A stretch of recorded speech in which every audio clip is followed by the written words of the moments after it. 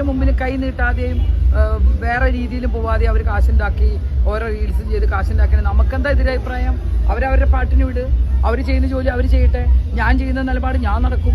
ഏതെല്ലാം ജോലികൾ ചെയ്യും, ബ്രോക്കറുടെ ഡീറ്റെയിൽ എല്ലാം എത്തിക്കാമെന്ന് വഞ്ചിക്കപ്പെട്ട ഈ ഗൾഫ് വാസികൾ തന്നെ എന്നോട് ഉറപ്പ് പറഞ്ഞിട്ടുണ്ട്. അതുകൊണ്ടാണ് ഞാൻ ആ സ്റ്റോറി കഴിഞ്ഞ ഞായറാഴ്ച പറഞ്ഞത്. അങ്ങനെ നമ്മുടെ രേണുസുതിയെ സപ്പോർട്ട് ചെയ്തുകൊണ്ട് പുതിയൊരാളും കൂടി രംഗത്ത് വന്നിട്ടുണ്ട്. വേറൊരു കാര്യം പ്രധാനമായിട്ട് പറയാനുണ്ട്. ശാന്തിവിള ദിനേശിനെ വെല്ലുവിളിച്ചതിൻ്റെ ഒരു മറുപടിയായിട്ട് ശാന്തിവിള ദിനേശിനും വന്നിട്ടുണ്ട്. എന്തായാലും രേണുവിൻ്റെ കണ്ടന്റ് ഈ അടുത്തങ്ങ് തീരുന്ന ലക്ഷണമൊന്നുമില്ല. രേണുവിനെ പറ്റിയിട്ട് ഇങ്ങനെ വീഡിയോ ചെയ്യുന്നത് കാരണം ഒരുപാട് ആൾക്കാർക്ക് എന്താ പറയണ്ട, പേഴ്സണലി അത് ഇഷ്ടപ്പെടുന്നില്ല എന്ന് എനിക്കറിയാം.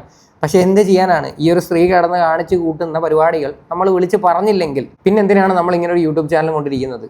അപ്പോൾ എന്തായാലും നമുക്ക് രേണുവിനെ സപ്പോർട്ടായിട്ട് വന്ന പുതിയൊരു വ്യക്തിയുടെ വീഡിയോ ഒന്ന് കാണാം. ആരുടെ മുമ്പിൽ കൈ നീട്ടാതെയും വേറെ രീതിയിലും പോവാതെ അവർ കാശുണ്ടാക്കി ഓരോ റീൽസും ചെയ്ത് കാശുണ്ടാക്കി നമുക്കെന്താ എതിരഭിപ്രായം? അവരവരുടെ പാട്ടിന് വിട്, അവർ ചെയ്യുന്ന ജോലി അവർ ചെയ്യട്ടെ, ഞാൻ ചെയ്യുന്ന നിലപാട് ഞാൻ നടക്കും. ഇതൊക്കെ നമ്മുടെ വ്യക്തിപരമായ ഒരു അഭിപ്രായങ്ങളാണ്. അതൊന്നും ആർക്കും തടസ്സം നിൽക്കാൻ യാതൊരു അധികാരവും ആർക്കും ഇല്ല. അതവർ ചെയ്തു. ഇവരെങ്ങനെ വേണമെങ്കിലും ജീവിച്ചോട്ടെ, ഒരു പ്രശ്നവുമില്ല.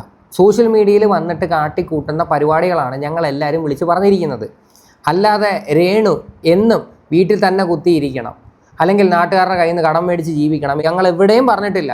രേണുസുതി ഇനിയും സോഷ്യൽ മീഡിയയിൽ വന്നിട്ട് ഇങ്ങനെയുള്ള പ്രവർത്തികൾ കാണിച്ചു കഴിഞ്ഞാൽ തീർച്ചയായിട്ടും നമ്മളെല്ലാവരും എടുത്തു വെച്ച് തന്നെ റിയാക്ട് ചെയ്യും.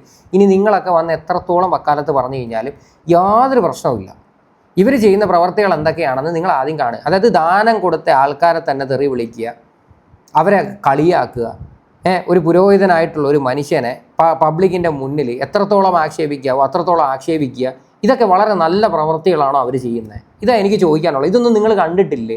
നിങ്ങൾ ബാക്കിയുള്ള എല്ലാം കാണുന്നുണ്ടല്ലോ. മെൻസ് കമ്മീഷനിലെ വട്ടിയൂർക്കാവ് അജിത്തോ എന്ന് പറയുന്ന ഒരു വായി നോക്കിയുണ്ടല്ലേ, അവനെയൊക്കെ മുൻനിർത്തി നിങ്ങളൊക്കെ എന്തെല്ലാം പ്രകടനങ്ങളും പ്രഹസനങ്ങളും കടന്ന് കാണിക്കുന്നത്. നമ്മളൊക്കെ തിരിച്ച് പറയാൻ നിന്ന് കഴിഞ്ഞാൽ ഉണ്ടല്ലേ, പലരും പലതും പറയും. എന്നൊരു കാര്യം ചെയ്യട്ടെ, ഈ പറയുന്ന ആൾക്കാരെല്ലാം രേണുസുതിക്കും എല്ലാ മാസവും ഒരു 5 ലക്ഷം 2 ലക്ഷം വെച്ച് അങ്ങ് കൊടുക്കട്ടെ. പിന്നെന്താ, രേണുവിന് പൈസ കൊടുക്കാനല്ലേ നാട്ടുകാരിരിക്കുന്നത്? രേണുവിന് ഇപ്പോൾ അത്യാവശ്യം നല്ല രീതിയിൽ സാമ്പത്തിക ശേഷിയുണ്ട്. ഒരുപാട് വിധവകളുണ്ട് നമ്മുടെ നാട്ടിൽ, ഭർത്താക്കന്മാർ മരിച്ചു പോയെ. അവരെല്ലാവരും ഇങ്ങനെയുള്ള ഓരോ പരിപാടികൾ കാണിച്ചിട്ടാണോ കാശുണ്ടാക്കുന്നത്?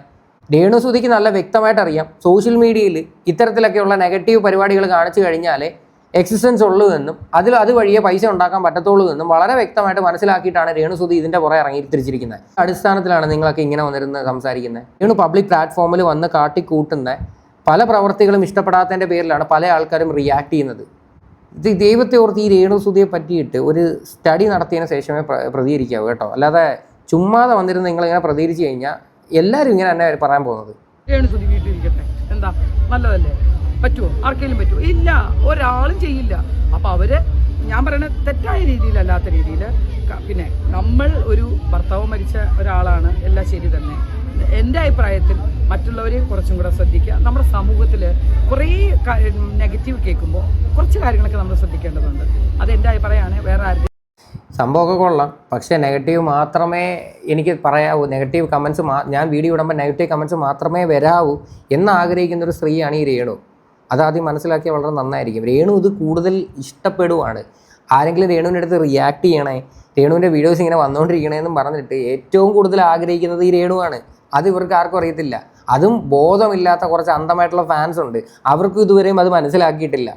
എല്ലാവരും വന്ന് സൂപ്പർ സൂപ്പർ ചേച്ചി എന്നൊക്കെ പറഞ്ഞ് ഇതിൻ്റെയൊക്കെ താഴെ കിടന്ന് കുറേ കമൻസൊക്കെ കണ്ട്. പക്ഷേ ഇവരൊക്കെ മനസ്സിലാക്കേണ്ട ഒറ്റ കാര്യമുള്ളൂ, രേണുവിന് വേണ്ട ഇതാണ്. നമ്മളെപ്പോലെയുള്ള റിയാക്ഷൻ വീഡിയോ ആൾക്കാർ വന്നിരുന്നിട്ട് ഇങ്ങനെ പ്രതികരിക്കണം. ഇങ്ങനെ പ്രതികരിച്ച് കഴിഞ്ഞാൽ പുള്ളിക്കാരത്തേക്ക് ലൈം ലൈറ്റിൽ നിൽക്കാൻ പറ്റത്തുള്ളൂ. ഇനി രേണുവിനെ പറ്റിയിട്ട് ശാന്തിവിള ദിനേശൻ പറയുന്ന കുറച്ച് കാര്യങ്ങളൊന്ന് കേൾക്കാം. ഒരു അവതാരക പെണ്ണും ഒരു ഉർവശി നടിയും ഗൾഫിൽ കാട്ടിക്കൂട്ടുന്ന വിക്രികൾ നമ്മൾ കഴിഞ്ഞ വാരഫലത്തിൽ പറഞ്ഞിരുന്നു. ഉർവശി നടി ചാടിയങ്ങിറങ്ങി. തേങ്ങ മോഷ്ടിച്ചവൻ്റെ തലയിൽ ചകിരി കാണുമെന്നൊരു ചായക്കടയിൽ ഇരുന്ന ഒരാൾ പറഞ്ഞപ്പോൾ ഈ മോഷ്ടിച്ചവൻ പതുക്കെ എൻ്റെ തലയിലുണ്ടോ എന്ന് തപ്പിയതുപോലെ എന്താ പറയുക, ഇത് ഞാനാണ് എന്നാണ് അവർ പറയുന്നത്. അവരെയാണ് പറഞ്ഞതെന്നാണ് പറയണേ. അവതാരക കാട്ടിക്കൂട്ടുന്ന ഉടുതുണി പറച്ചെറിയൽ കഥ പോലും ഇത് എന്നെ തന്നെയാണ് പറയുന്നതെന്ന് ഉർവശി നടി അറഞ്ചം പുറഞ്ചം എന്നെ ശകാരിച്ചുകൊണ്ട് പറയുന്നു. മറുപടി പറയണ്ട, അതുകൊണ്ടാണ് ഞാൻ മറുപടി പറയാതിരുന്നത്. എന്നെ അപ്പൂപ്പ എന്നാണ് വിളിക്കുന്നത്. ശാന്തിവിള ദിനേശ് അപ്പൂപ്പ എന്നാണ് വിളിക്കുന്നത്. പിന്നെ അത് കഴിഞ്ഞാൽ കുറേ തെറികളും. ഒരു കാര്യം ഞാൻ നിങ്ങളടുത്ത് പറയട്ടെ, അതായത് ഈ രേണുവിൻ്റെ അന്തം ഫാൻസിൻ്റെ അടുത്താണ് പറയുന്നത്. ഈ ശാന്തിവിള ദിനേശൻ ആദ്യം രേണുവിനെ പറ്റിയിട്ട് ഒരു വീഡിയോ ഇട്ടിട്ടുണ്ടായിരുന്നു, വളരെ മോശമായിട്ടുള്ള രീതിയിൽ. ഞാൻ ആ വീഡിയോയിൽ രേണുവിനെ സപ്പോർട്ട് ചെയ്താൽ സംസാരിച്ചത്. കാര്യം ഒരു പെൺകുട്ടികളെ പറ്റിയിട്ടും പബ്ലിക്കായിട്ട് ഇങ്ങനെ വന്ന് തോന്നിവാസം പറയരുത് എന്നുള്ള രീതിയിലായിരുന്നു ഞാൻ സംസാരിച്ചിട്ടുണ്ടായിരുന്നത്. അത് ഈ പറയുന്ന അന്തം ഫാൻസൊക്കെ കേട്ടിട്ടുണ്ടോ എന്ന് എനിക്കറിയത്തില്ല. കേട്ടിട്ടില്ലെങ്കിൽ ഞാൻ മുന്നേ ചെയ്ത വീഡിയോ ഒന്ന് എടുത്ത് നോക്കിക്കഴിഞ്ഞാൽ നിങ്ങൾക്കത് മനസ്സിലാവും. അപ്പൂപ്പനാകുന്നത് മോശം കാര്യമാണോ എന്ന് എനിക്കറിയില്ല. ഇവൾക്ക് അപ്പൂപ്പൻ ഇല്ലേ എന്ന് എനിക്കറിയില്ല. ഞാൻ അഭിമാനത്തോടെ പറയുന്നു, 2.5 വയസ്സുള്ള ഒരു ആൺകുട്ടിയുടെ അപ്പൂപ്പനെന്നോ അച്ചാച്ചനെന്നോ പറയാവുന്ന ആളാണ്. ഇതൊന്നും ഒരു രഹസ്യമല്ലല്ലോ. അതിൽ സന്തോഷിക്കുന്ന ആളാണ് ഞാൻ. കാരണം ഒന്നുമില്ലെങ്കിലും ഞാനൊരു അപ്പൂപ്പനായില്ലേ അല്ലെങ്കിൽ അച്ചാച്ചനായില്ലേ എന്നാണ് സത്യമായിട്ടും എൻ്റെ മനസ്സിലുള്ളത്. ഭാഗ്യത്തിന് ഈ പെണ്ണുപിള്ള എന്നെ അച്ഛനെന്നോ മാമാന്നോ വിളിക്കാത്ത ഭാഗ്യമായി. ഇതിൻ്റെ തന്ത ഞാനായിരുന്നെങ്കിൽ, എന്നെ അച്ഛാന്ന് വിളിച്ചിരുന്നെങ്കിൽ, ഇതിൻ്റെ തന്ത ഞാനായിരുന്നെങ്കിൽ ഇതിനെ തല്ലിക്കൊന്ന് ഞാൻ എന്നേ ജയിലിൽ കയറിയനെ.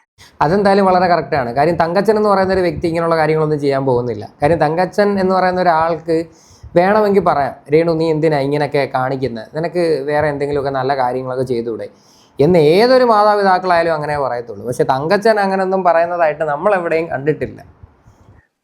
പിന്നെ മാമൻ പട്ടിണി കിടന്നാൽ പോലും മാമാപ്പണി ചെയ്ത് ജീവിക്കില്ല അഭിമാനമുള്ളവർ. അതിനാൽ തന്നെ മാമാന്ന അച്ഛാന്ന വിളിക്കാതെ അപ്പൂപ്പാന്ന് വിളിച്ചതിൽ എനിക്ക് ഈ കുട്ടിയോട് സന്തോഷമേ ഉള്ളൂ. എന്നോടാണ് തെളിവുകൾ ചോദിക്കുന്നത്. തെളിവുകൾ, എത്ര പ്രതിഫലം, ഏതെല്ലാം ജോലികൾ ചെയ്യും, ബ്രോക്കറുടെ ഡീറ്റെയിൽ എല്ലാം എത്തിക്കാമെന്ന് വഞ്ചിക്കപ്പെട്ട ഈ ഗൾഫ് വാസികൾ തന്നെ എന്നോട് ഉറപ്പ് പറഞ്ഞിട്ടുണ്ട്. അതുകൊണ്ടാണ് ഞാൻ ആ സ്റ്റോറി കഴിഞ്ഞ ഞായറാഴ്ച പറഞ്ഞത്. ഇത് രേണു ഈ ഒരു വിഷയത്തിന് മറുപടി കൊടുക്കണം. രേണു ഇനിയിപ്പം ഈ പുള്ളിക്കാരൻ തെളിവുകളുമായിട്ട് വന്നില്ലെങ്കിൽ രേണു കേസുമായിട്ട് മുന്നോട്ട് പോകണം. രേണുവിൻ്റെ കൂടെ ഈ പറയുന്ന എല്ലാ യൂട്യൂബേഴ്സും നിൽക്കും. കാര്യം ഒരു സ്ത്രീയെ പറ്റിയിട്ട് വന്ന് ഇത്രയും മോശമായിട്ട് ഒരു മനുഷ്യരും ഇൻ ഫ്യൂച്ചറിൽ പോലും സംസാരിക്കരുത്. സംസാരിച്ചോ, എന്തെങ്കിലും തെളിവോ കാര്യങ്ങളൊക്കെ ഉണ്ടെങ്കിൽ നിങ്ങൾ വന്ന് വിളിച്ച് പറഞ്ഞു. തെളിവുകളില്ലാത്ത വശം, ഇല്ലാത്ത അനാവശ്യങ്ങൾ വിളിച്ച് പറയരുത്. സോ രേണുവിനെ കൊണ്ട് പറ്റുമെങ്കിൽ രേണു ഈ ഒരു വിഷയത്തിൽ പ്രതികരിച്ചിട്ട് കൊണ്ടുപോയി കേസ് കൊടുക്കണം. അതാണ് ചെയ്യേണ്ടത്.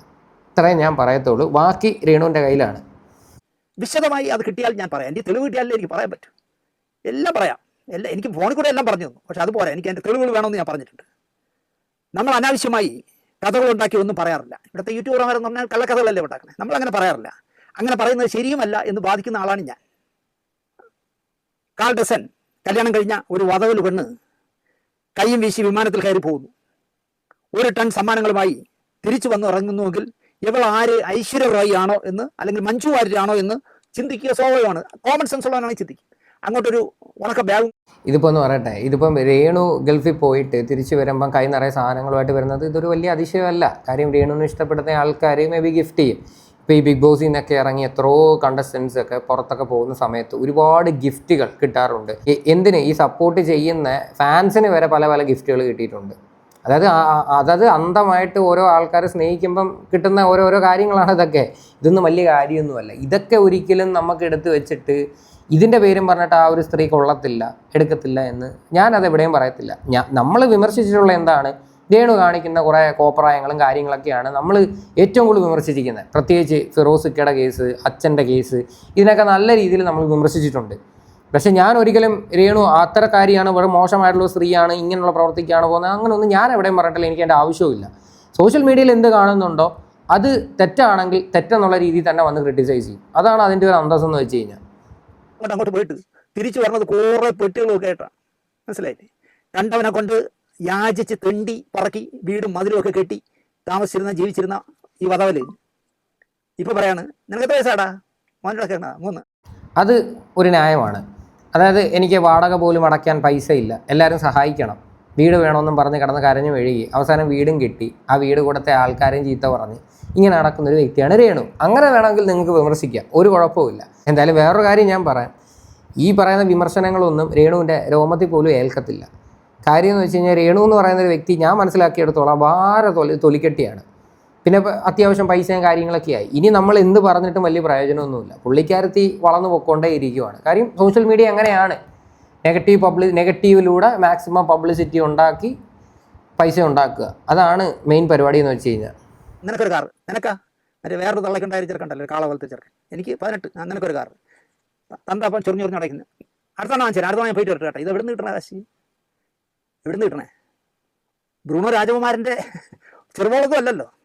എനിക്ക് ആ ഡീറ്റെയിലുകളൊക്കെ കിട്ടിക്കോട്ട് അപ്പോൾ ഇപ്പം ഞാൻ പറഞ്ഞതിൻ്റെ ബാക്കി കഥകൾ ഡീറ്റെയിൽ ആയിട്ട് ഞാൻ പറയാം. പക്ഷേ നമ്മുടെ ചാനലിൽ എങ്ങനെ പറയുമെന്നാണ് ഞാൻ ആലോചിക്കുന്നത്. ഇല്ലെങ്കിൽ എനിക്ക് വേറെ ചാനലുകളുണ്ടല്ലോ, ഞാൻ ഇൻ്റർവ്യൂ എടുക്കാൻ വരുമ്പോൾ അവർക്കെങ്കിലും ഈ തെളിവുകൾ കൊടുക്കാം. വരട്ടെ. അഹങ്കരിക്കുന്നത് ആപത്താണ് എന്നാണ് എൻ്റെ അമ്മ എന്നെ പഠിപ്പിച്ചത്. എന്നെ പോരന് വിളിക്കാനൊന്നും ഈ ജമ്മ ഈ പെങ്കൊച്ചിന് ഈ വധവൽ പെണ്ണിനായിട്ട് ആവില്ല. കാരണം അന്തസ്സായി ജീവിക്കുന്നവനാണ് ഞാൻ. ഉപ്പും പിടിയും ചോറേ ഉള്ളെങ്കിലും അന്തസ്സായി ജീവിക്കുന്ന, വാടക വീട്ടിൽ ജീവിക്കുന്ന ആളാണ് ഞാൻ. കണ്ണടച്ച് തുറക്കുന്നതിന് മുമ്പേ ഗൾഫിൽ സ്ഥിരമായി പോയി എന്താ ബാർ ഡാൻസ്, തേങ്ങ ഡാൻസ് എന്നൊക്കെ പറഞ്ഞ് വഴിവിട്ട് പൈസ ഉണ്ടാക്കിയിട്ട് അഭിമാനത്തോടെ എന്നെ വെല്ലുവിളിക്കുകയാണ്. കാണുകടാ വിഷ്വൽ എന്ന്. ഞാൻ ഇതിൻ്റെ വിഷ്വൽ അല്ല പറഞ്ഞത്, ഞാൻ കണ്ട വിഷ്വൽ ഇതിൻ്റെ അല്ല. ഒരു അവതാരകയാണ്. ആഴ്ച പിമ്പിരിയായപ്പോൾ എല്ലാം ഊരി പറിച്ചെറിഞ്ഞു. കൂടെ ഇരിക്കുന്നവരെല്ലാം കൂടെ കൈയടിച്ച് പ്രോത്സാഹിപ്പിക്കുന്നു. ഒരുത്തം ഒളിച്ചിരുന്ന് ഇത് മുഴുവൻ ഷൂട്ട് ചെയ്തു. ആ വീഡിയോ ആണ് ഞാൻ കണ്ടത്. ഞാൻ അതിനെക്കുറിച്ച് പറഞ്ഞത്. പക്ഷേ അതിനെ ഇവള് ഏറ്റെടുത്തു. കാരണം ഇവളും ബാറിലൊക്കെ ചെന്ന് തളർത്തി മറിയല്ലേ. അത് വല്ലതും ഉണ്ടെങ്കിൽ കുഴപ്പമില്ലായിരുന്നു. ഇപ്പോൾ സംഭവം കേട്ടല്ലോ.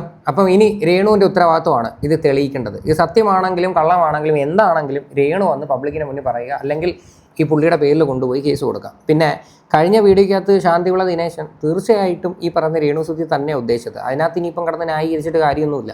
അത് കാണുന്ന ഏതൊരു വ്യക്തികൾക്കും അത് മനസ്സിലാക്കാന്നേ ഉള്ളൂ.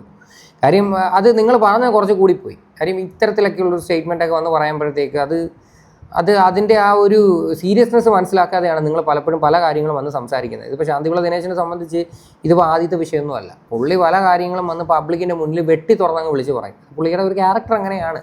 എന്തായാലും ഇത്രയൊക്കെയാണ് സംഭവങ്ങൾ. എന്തായാലും വരും ദിവസങ്ങളിൽ അറിയാം ഇതിൻ്റെ സത്യം എന്താണ് എന്ന്. എന്തായാലും ഈ ഒരു വിഷയവുമായിട്ട് ബന്ധപ്പെട്ട് നിങ്ങളുടെയൊക്കെ അഭിപ്രായങ്ങൾ എന്താണെന്ന് വെച്ചാൽ നിങ്ങൾ തീർച്ചയായിട്ടും കമൻറ്റ് ചെയ്യുക.